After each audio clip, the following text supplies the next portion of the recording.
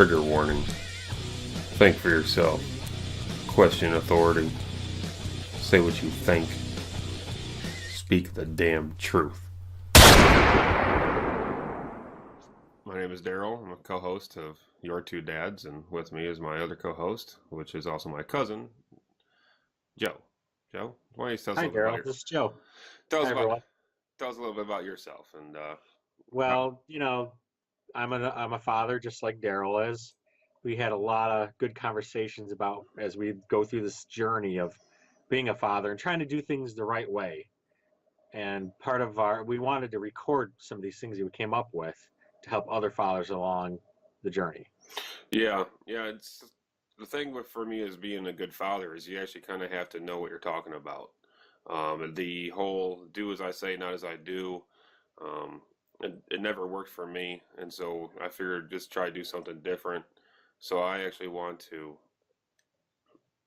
educate myself into just what the hell's going on in the world today, so I can be better prepared for when my children come to me and ask me questions, such as what's going on today. I watched part of the Golden Globe Awards last night as much as I can stomach it because there's this new thing about male white privilege, and it seems that if you're a white male, you are an easy target for jokes, racism, and sexism, and it seems like that's okay in today's political and social atmosphere. And I don't think that is right. I don't think you battle racism and sexism just because you're talking about the majority.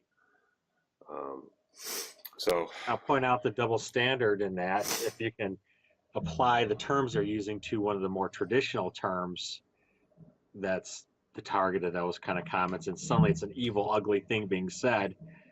It fails the double standard test. And mm-hmm, it's kind of like when you're getting bullied and then you have an opportunity to bully back. Do right. you decide to bully back? Oh, well, no one likes this person. And that's one thing I noticed too, beyond what you just said. I watched the beginning 6 minutes, 5 minutes of the opening. Mm-hmm, The first minute was taken up just with teleprompter jokes of not working. But after that, there were at least 4 references to President Trump. yeah. And I understand it's an easy target. You don't like him, whatever. But it's being a bully at this point. Yeah, because the people in Hollywood and people in California, they're forgetting that there's the majority of the flyover states, as they call it, voted for Trump. They didn't The like big red Hillary. area, the big red area in the Yeah, center. yes, it's so there's this push to get rid of the electoral college because now you have two presidential elections within the last 25 years or so that the candidate who won the majority vote didn't win the electoral vote, and I'm talking in reference to Al Gore and Bush, and now this last one with Hillary and Trump. The issue is you're looking at California and the state of New York. You take those two states out of the equation, or those two Cities. cities out of the equation, talking about LA and New York City, that's where the bulk of the votes came from for Hillary Clinton that put her over the edge. So And let's there's, take the sides out of it.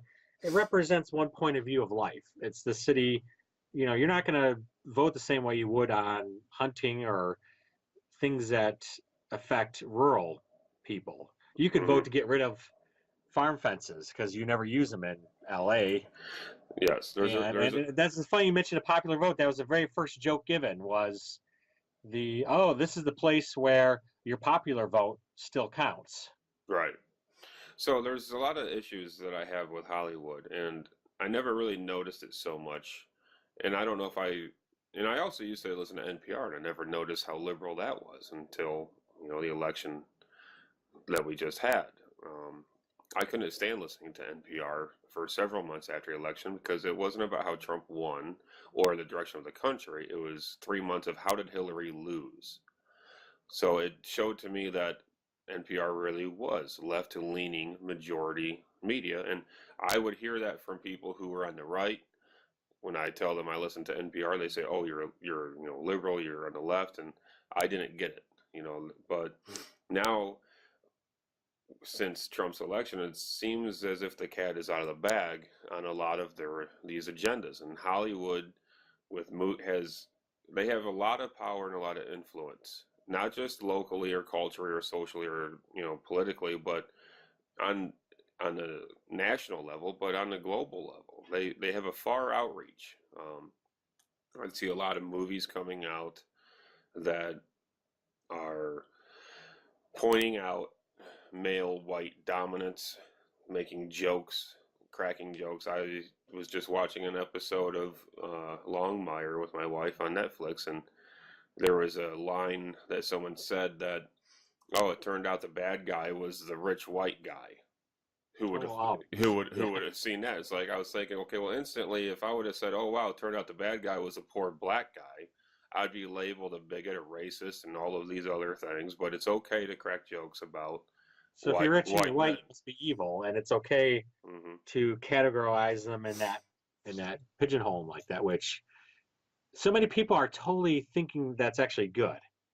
No, I just think if you label somebody by the color of their skin, you negate the content of their character. And I am the old style classical liberal of Martin Luther King and Jack Kennedy that would believed in content of character, not color of skin. And I just see too much of this nowadays. Like we have totally forgotten that message, and it's all about color of your skin. What you look like on the outside means we know who you are on the inside, and you can't be more racist than that. To Yeah. say, Well, like I mean, I I would was think, gonna say back to your monologue, there's a reference, a joke made about the winners and then the extremely, and right there it's like, okay, now you're knocking quote, the Mr. President Trump said, we're winners, hmm, and right away Jimmy there comments on the winner comment, which is not just an insult at the president anymore. It's an insult at every single person outside their circle. hmm, It's assuming the audience he's speaking to is 100% anti-Trump, right, 100% pro-Hillary. right. And that's when you're doing that now, you're not just knocking some one person figurehead way at top. You're knocking 40%, 30%, whatever of everyone else. Hmm. Well, That's kind of where I have a problem with. it's You're categorizing. You're also knocking the yeah. business person that disliked his. I mentioned, his personality flaws aside, I thought his trade policy and his consistency and his stances was much more important than what Hillary's were. No, totally. I try to have So it. you're knocking all those business owners that Mhm. wanted that environment. Yeah, and I try to have a debate with people on the left just as far as, the TPP. Are you for the Trans-Pacific Partnership or are you against it? I was against that. That was a bad deal. Um, That's everything. That's you, trade. I mean, to me, you you can can't. argue all day long about window dressings of issues, but Mm, we're talking about international trade with other countries. There should be something that where you can get into the meat and potatoes of the details without identity politics. But it seems like mhm. we've passed that point a long time ago. Yes. It's anymore you cannot consider yourself a Democrat unless you believe in these standard issues of Black Lives Matter, cops enact brutality against minorities more than they do white people, which we've statistically proven that to be false. Um, you That have to, cops are actually better for those neighborhoods, police right, presence. right. You have to be considered a Democrat. You have to believe in the gender wage gap, but now you also have to go one step further and believe that gender is a social construct and it has nothing to do with biological evolution. There's other issues such as you must believe in also white male privilege. These are the things. Oh, and let's not even talk about you also must be pro-choice as far as the abortion issue is concerned. So there's a lot of these You issues to miss the where, whole religion thing too, oh yeah, where you pray, Christianity's evil, is and Islam is good. Islam is a religion of love. Christianity is a religion of hate, bigotry, and racism. So there's a lot of things in here where you cannot say that you're, like the old, like your quote from the Chinese menu. Take one from column A, one from column B, and just make your own way in life anymore. Now, if you've picked one thing from column A, that's it. You're column A. You can't go back and forth. You can't be fluid. You can't be in the middle, so to speak. But it's interesting. You can be fluid if you're talking about gender. You can't be fluid if you're talking about politics. I thought we were science based. Oh wait, never mind. No, there's a lot of issues with that. But back to the point with as far as the issues with gender and white male privilege, to me, I can't think of anything more disgustingly racist than that. And maybe there's a lot of black people out there right now who say it was like, oh, well, welcome to our world, what we've been living under for the last, Oh, boo-hoo, male several hundred tears. years. Yeah, my white male guilt is not working. I don't feel any white male guilt because I wasn't a slave owner. Sorry. Um, What I'm it comes not. down to, you as a person, you know, I don't know how many slaves you've owned. I don't know how I many have times. right now. I own two, and that's my son and my daughter. They do Okay, they do gotcha. what I tell them to do, and I Well, yeah, it's just provide kind of their funny. People forget that the definition of slavery was quite a indentured bit different. servitude. Yes. You could have Irish slaves or Italian slaves or Yeah, black people don't own slavery. Slavery has existed for tens of thousands of years, and it has not been limited to one colored skin human being. But to talk about white male privilege, I believe that saying is a social construct. If you want to talk about social constructs, white male privilege, that's a hmm social construct instituted by the left, mostly coming from Hollywood. Now, these people are infiltrate, our commercials, Netflix, Amazon, Hulu, all of these streaming services. YouTube has example of the algorithms. show last night. You know, Exactly. Movies, everything. It's everywhere.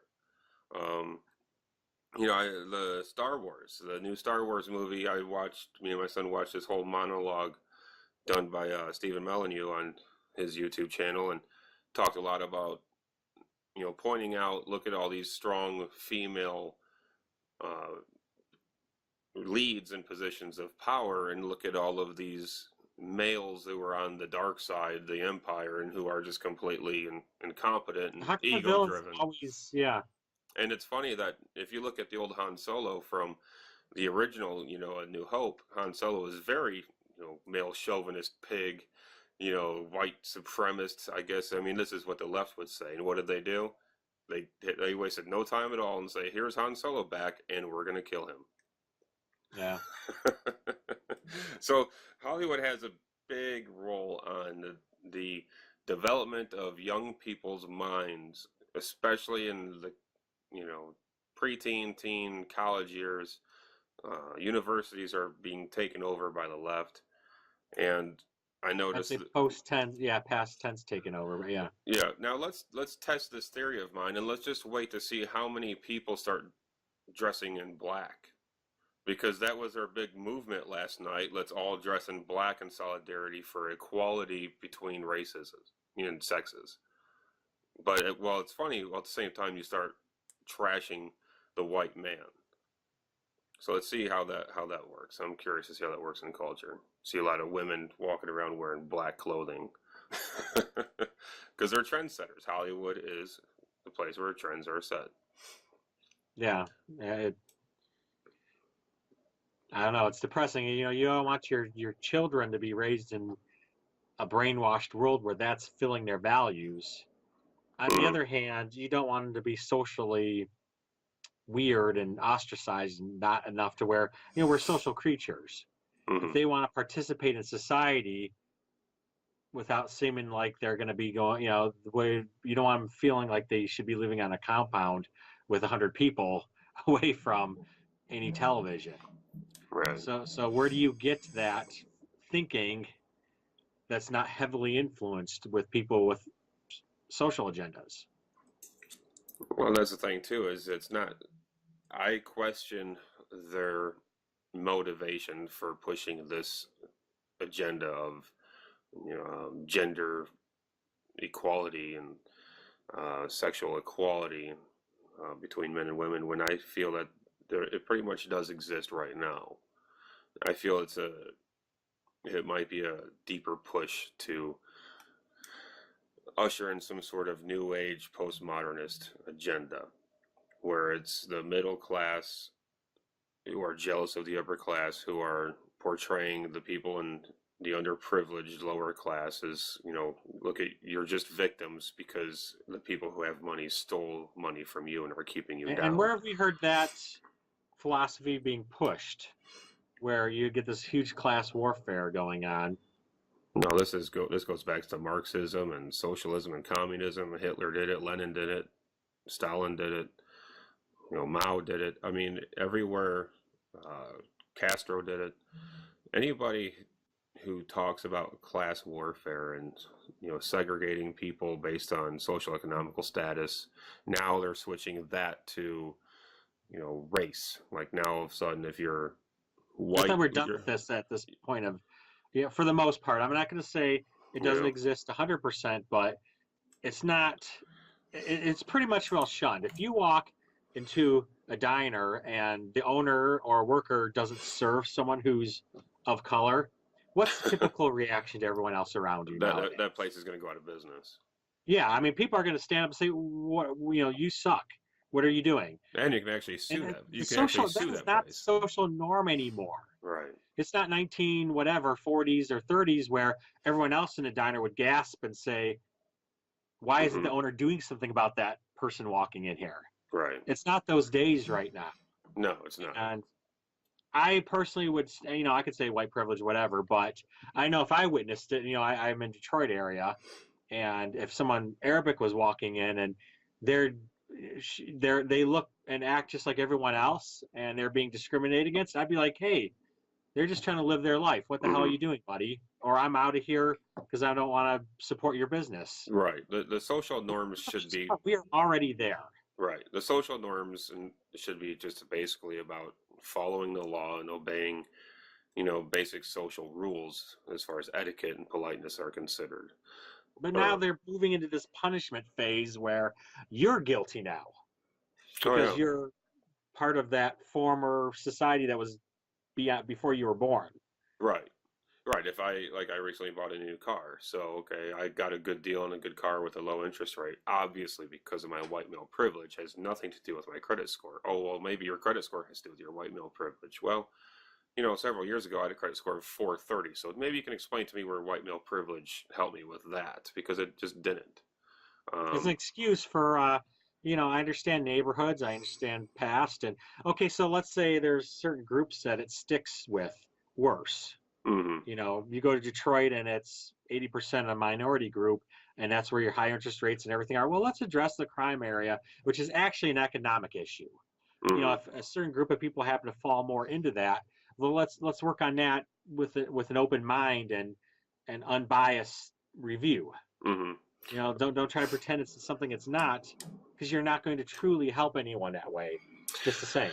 Well, there's this famous viral video going around Facebook now that tries to pit people of different, cultures or races, white people, black people, male, female, and they have them on a That's the the game. starting line. And Yeah, okay, starting line. then they ask you questions like, okay, did you grow up in a home with a mother and father? If you did, take two steps forward. Did you have any, help with academics, non-athletic based? Take two steps forward. And a lot of these I suck issues, at athletics. well, No hope at athletics. So do right. I get to step forward or back? So it just the whole video I have a problem with because first of all, there's a lot of camera trickery involved in there to where they're not showing you that there's a wide variety of people who are still on that start line and they're not just all black. In the wide panned out shots, you can see that there's a white female and a couple white guys on the back line, but whenever it comes to a close up, they shoot right in to the couple black people in the back line. So there's bias and agenda on the whole premise to begin with. Exactly. And they'll say, well, the video wasn't about racism. The video is about explaining what privilege is. I'm sorry, but I don't think it's a privilege to grow up in a house where you have someone that you call a mother and a father. I don't think it's a privilege for you to achieve an academic scholarship. That last one is about hard work. The one where you have a mother and a father, that's actually hard work from your mother and father to stay together because it's not easy to maintain a happy marriage. It takes work, it takes sacrifice, it takes Mhm. communication. So there's a lot of issues with that I just take up that I don't see how you can blame privilege on the child because they grew up in a house with a mother and a father.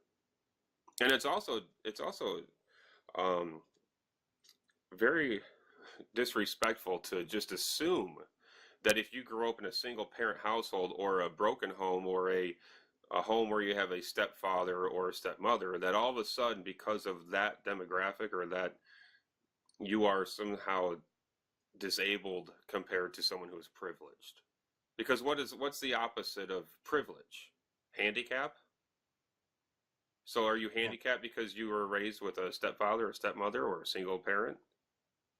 Like what? All of a sudden you can't, you know, have the same lessons in life growing up? I just take a lot of issue Well, I with it. mean, to sit there and play the other side of it, you don't have the hardening of it either. You don't have the. It's kind of like the lottery winners who all in a year or two are all broke because Hmm. they have concept of they didn't make it there. There was something that said was you take everyone who's successful and driven in life, who appears to be from a position of privilege, and you just cut. You walk in and you cut, kind of like the Star Trek episode where your identity's lost, your social standing's lost, and your money's all back down to zero. Hmm. And the theory of this was everyone would kind of in a year or two be roughly where they were before this happened. Right. Yeah. Money doesn't make you a better person. It makes whatever you are more. So if you have a drug problem and you throw a bunch of money on it, you're probably going to die of a drug overdose. Same thing with alcohol. Same thing with gambling. Money doesn't fix everything. A lot of people Yeah. who don't have money say that it would. Yes, it definitely make paying your bills easier, but if you have bad habits or bad addictions, you better watch out because money's going to make whatever those are much more amplified. Yeah, I always say the Titanic thing. I don't care if you threw all the money in the world at the Titanic. There were certain things that were going to happen that caused that to happen. And it's kind of like life. Yeah. Yeah, life is very complicated, and that's part of the reason why we're doing shows like this. Maybe there's something out there where fathers don't quite have the means to have conversations like this with people in the workplace because this is a very touchy topic now. If you bring up white male privilege and someone overhears it, they become offended, and next thing you know, you're sitting in front of the human or the HR, department there, and you're You've fighting for been your job. stifled. You've been told. I hate to say it, but as men growing up in elementary schools, things that make you traditionally men has been stifled. Has been told this is bad. Right. This is not the way to be, and you need that to be Yes. successful.